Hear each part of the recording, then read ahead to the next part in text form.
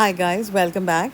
First of all my apologies. I know कि ये video upload करने में मुझे 3 महीने का डिले हो गया, but I am really sorry. मेरी किताब पे काम चल रहा था, so I was busy with my last book that has launched.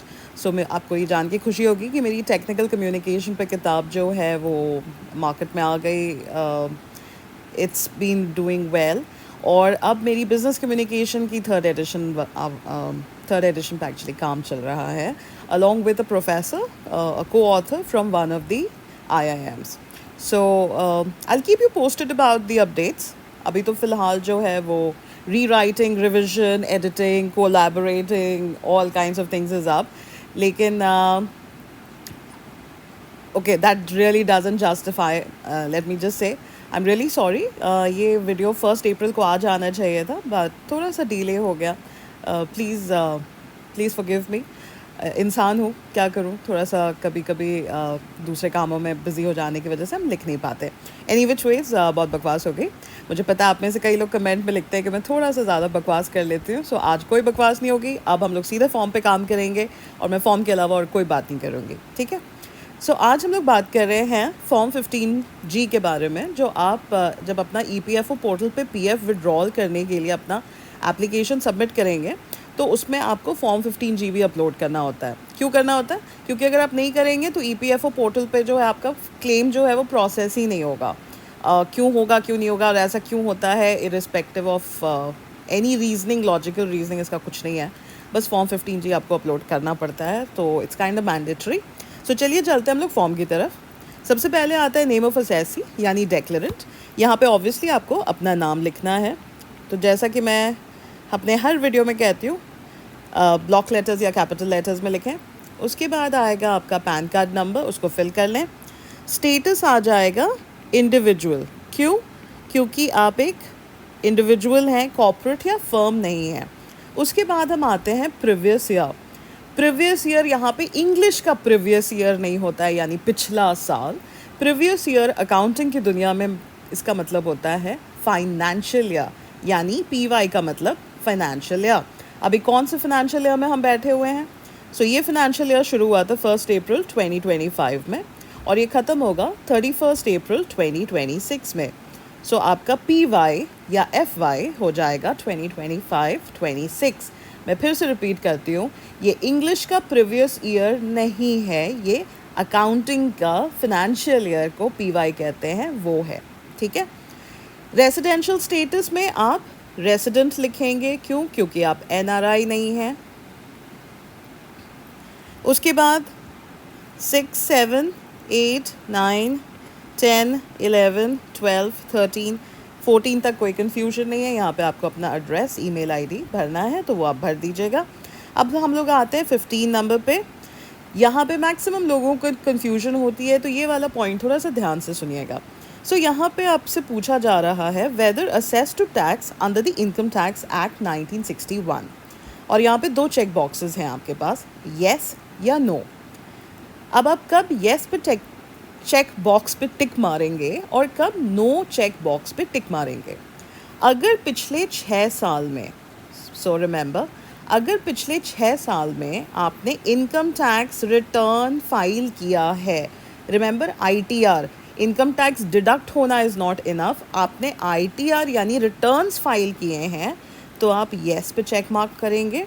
और जो भी आपका लास्ट फाइनेंशियल ईयर था जिसके लिए आप टैक्स हुए थे, उसका असेसमेंट ईयर आप यहाँ पे लिख देंगे। बहुत आसान तरीका है। अपना जो भी आपका इनकम टैक्स भरने के बाद आपको एक्नॉलेजमेंट स्लिप मिलता है, अपना एक्नॉलेजमेंट स्लिप में देख लीजिए कौन सा असेसमेंट ईयर लिखा हुआ है, अगर आपको कोई भी कन्फ्यूजन है, और उसको आप वहाँ पे देख के कॉपी कर लीजिए। अगर पिछले 6 साल में आपने ITR नहीं भरा, यानी इनकम टैक्स नहीं फाइल किया इनकम टैक्स पोर्टल पे, तो आप नो पे चेक मार्क करेंगे। ये वाला जो है नॉट एप्लीकेबल हो जाएगा और आप आगे बढ़ जाएंगे। अब हम आते हैं 16 पॉइंट पे, estimated income for which this declaration is made. यहाँ पे बेसिकली आपको आपका PF अमाउंट जो है वो आपको लिखना है। ये आपको कहाँ से मिलेगा? आप EPFO पोर्टल पे अगर अपना स्टेटमेंट देख लेंगे तो उसमें आपको एम्प्लॉयर और एम्प्लॉई का कंट्रीब्यूशन मिल जाएगा। उन दोनों को ऐड कर लीजिए वो आपका पीएफ अमाउंट है, वो उसको आप यहाँ पे लिख देंगे। अब हम आते हैं 17 पॉइंट पे। यहाँ पे भी लोगों को थोड़ा सा कन्फ्यूजन होता है और मेरे पास कमेंट्स में इस पे बहुत सारे सवाल आते हैं, तो इसको मैं थोड़ा सा और क्लैरिटी के साथ एक्सप्लेन करने की कोशिश करती हूँ। सो यहाँ पे 17 नंबर पॉइंट क्या है? Estimated total income. तो सबसे पहला वर्ड याद रखिएगा, एस्टिमेटेड, अनुमानित। आपको कितना लग रहा है कि आप इस फिनेंशियल ईयर में कमाने वाले हैं। इस अमाउंट को 100% एक्यूरेट होने की ज़रूरत नहीं है, ये सिर्फ एक अनुमान है।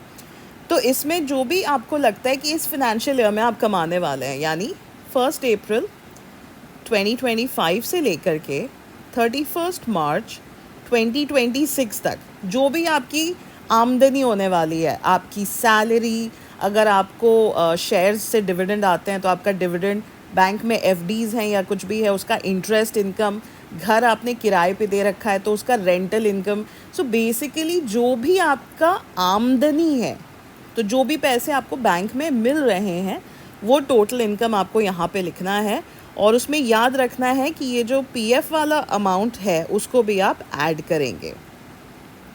क्यों? क्योंकि ये पीएफ अमाउंट भी एक बार आपका क्लेम प्रोसेस हो जाएगा तो ये पैसे बैंक अकाउंट में आपको इसी फाइनेंशियल ईयर में आ रहे हैं, तो ये पीएफ अमाउंट भी आपका जो है इसी फाइनेंशियल ईयर की कमाई होने वाली है। तो जो भी आप अपना 17th में एस्टिमेटेड टोटल इनकम जो भी कंप्यूट करेंगे उसमें ये पीएफ अमाउंट ऐड कर दीजिए और उसके बाद जो उसका पूरा टोटल अमाउंट है वो आप 17 नंबर कॉलम पे लिख देंगे। आई होप सो फार आपका कोई कन्फ्यूजन नहीं है। Now let's go two point number 18। So point number 18 है कि अगर इसके अलावा आपने और भी कोई 15G फॉर्म्स आपने कहीं पे भी फिलअप किया है तो उसका ब्यौरा आप यहाँ पर दे देंगे। अब कि क्यों फॉर्म 15G आप फिल करते हैं?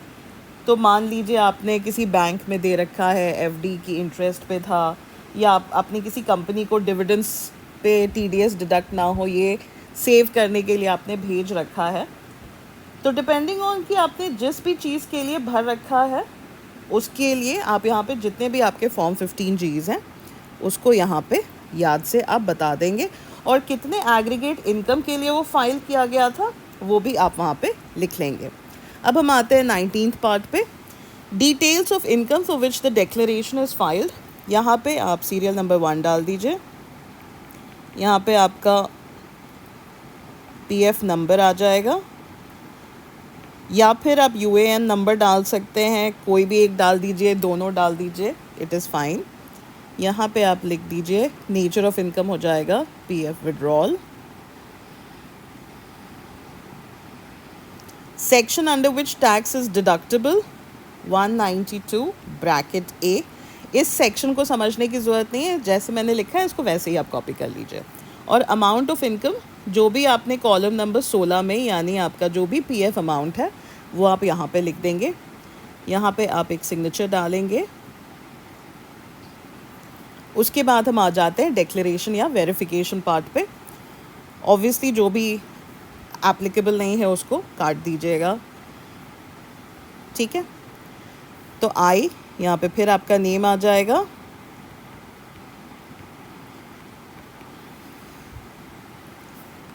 ये सारी चीज़ें जो हैं वो कट जाएंगी।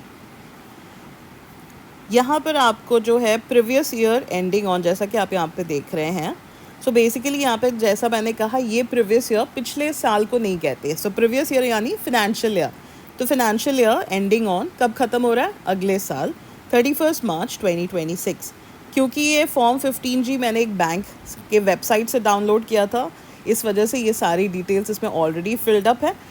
आप चाहें तो इसी फॉर्म को डाउनलोड कर लीजिए, तो आपके पास भी सब कुछ फिल्ड अप होगा, आपको कोई कन्फ्यूजन नहीं होगा, कोई मिस्टेक्स भी नहीं होंगी। और नहीं तो फिर आप इसको ऐसे ही कॉपी कर लीजिएगा। असेसमेंट ईयर जो है आप देखेंगे कि 2026-27 लिखा हुआ है। ये क्यों लिखा हुआ है? वेल, जब फाइनेंशियल ईयर आप 25-26 में बैठे हैं तो इसका असेसमेंट ईयर जो है वो 2025-26 थोड़ी होगा। क्यों? क्योंकि वो फिनेंशियल ईयर में तो आप बैठे ही हुए हैं। असेसमेंट ईयर हमेशा फिनेंशियल ईयर के बाद आता है, तो इस फिनेंशियल ईयर का असेसमेंट ईयर हो जाएगा 2026-27। और जैसा कि आप देख रहे हैं वही यहाँ पर लिखा हुआ है, ठीक है। इसीलिए आप ये वाला ही फॉर्म डाउनलोड कर लीजिए, इसका लिंक मैं आपको डिस्क्रिप्शन में दे रही हूँ। इससे आपको कोई भी कन्फ्यूजन्स नहीं रहेंगे, आपको ये सब कुछ भरने की भी ज़रूरत नहीं पड़ेगी। और यहाँ पे फिर जैसा कि आप देख रहे हैं प्रीवियस ईयर एंडिंग ऑन, फिर यहाँ पे 31 मार्च आ गया और यहाँ पे फिर से असेसमेंट आ गया, ठीक है। फिर एक और सिग्नेचर डाल दीजिए, डेट और प्लेस डाल दीजिए and that's it, you are done. आपको इसके अलावा कुछ भी नहीं करना। इस फॉर्म में एक सेक्शन 2 भी होता है, लेकिन ये आपके भरने के लिए नहीं है, इसीलिए इसमें आपको कुछ नहीं भरना, ठीक है।